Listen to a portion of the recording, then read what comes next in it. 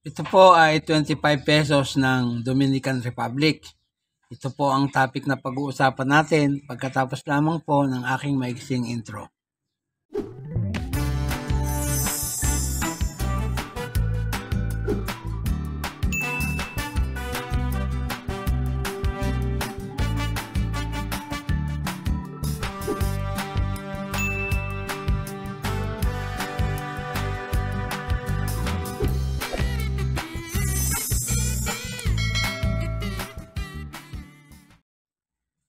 Isang magandang araw po sa inyong lahat, lalo na sa aking mga kabarya at kapwa-kolektor. Sa mga senior citizen at silent viewer, maging sa mga kaibigan natin dyan, magandang araw po. Meron po tayong barya ngayon dito, ang 25 pesos ng Dominican Republic. Pag-usapan po natin. Sa obverse na bahagi po ng baryang ito, ay makikita natin ang coat of arms ng bansang Dominican Republic. Yan po. Tapos po may nakapabilog o paikot na pangalan niya sa salitang Espanya, ang Dominican Republic. Tapos po dito sa bandang kaliwa ay nakalagay ang denomination, 25 pesos. Ang nakalagay nga pong script dyan ay Republica Dominicana, Dios Patria Libertad, 25. Ang translation naman po ay Dominican Republic, God, Homeland, Liberty, 25 Dominican Republic pesos. Yan po. Sa reverse na bahagi naman, ay makikita natin sa kanyang bandang gitna ang portrait ni Gregorio Luperon. Yan po ay naging Pangulo ng Dominican Republic. Bagamat maigsi lamang ang naging kanyang termino, ay naging mahusay na Pangulo at isang general. Pinanganak po siya ng September 8, 1839 at namayapa ng May 21, 1897. Yan po. May script na Latin. Ang nakalagay po ay Banco Central de la República Dominicana o Banco Central de la República Dominicana. Luperon, Hero de la Restauración. Yan po ang nakalagay na petsa. Tapos po, yung taon ng pagkakagawa, 2015. Yan. Ang edge po niyan ay reeded. Yan po. Ginawa po ang barya na yan sa Casa de Moneda de Chile, Santiago, Chile. Nagpapagawa po sila ng coins doon pagbuhat 1743 hanggang sa kasalukuyan. Sa Monnaie de Paris, nagpapagawa naman po sila doon sa France ng coins na yan, magbuhat 1864 hanggang sa kasalukuyan. Tapos po sa Royal Canadian Mint sa Winnipeg, Canada, nagpapagawa naman po sila ng coins doon, magbuhat 1976 hanggang sa kasalukuyan. Tapos yung pang-apat, sa Royal Mint of Spain, Casa de la Moneda de Madrid, Spain. Nagpapagawa po naman sila ng barya doon, magbuhat 1591 hanggang sa kasalukuyan. Si Gregorio Luperon po ay isang Dominican revolutionary. Isa po siyang military general at businessman din, liberal politician, mason, saka po statesman na naging leader ng Dominican Restoration War.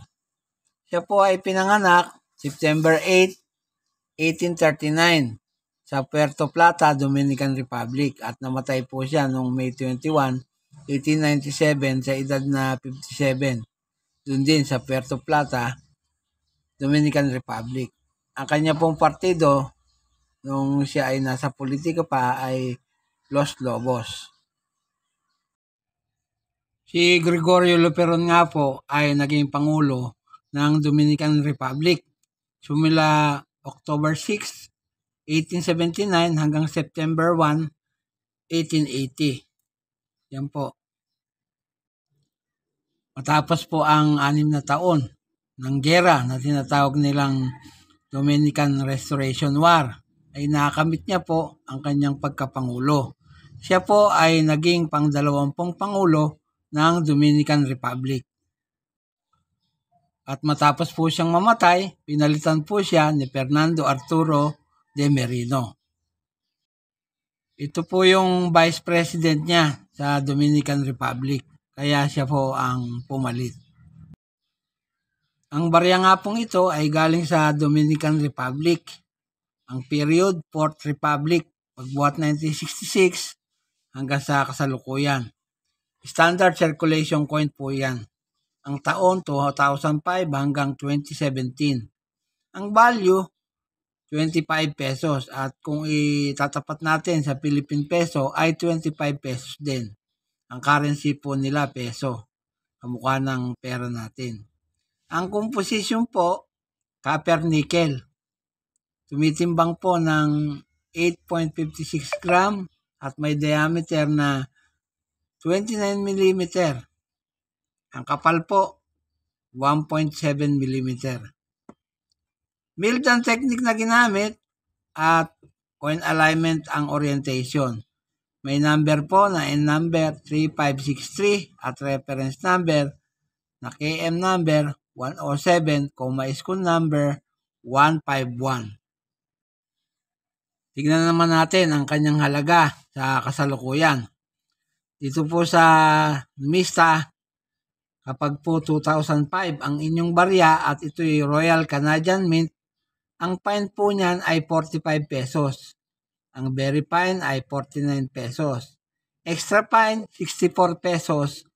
Almost uncirculated, 69 pesos. At ang uncirculated po ay 89 pesos.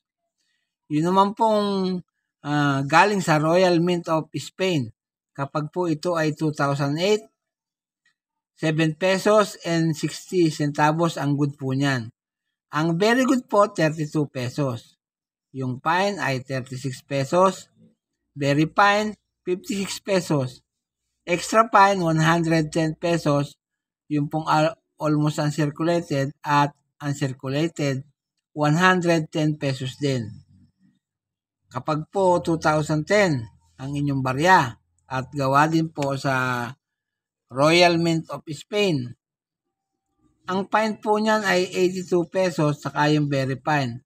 At yung extra fine ay 89 pesos. Kung ang petsa naman po ay 2015, kamukha nung ating barya.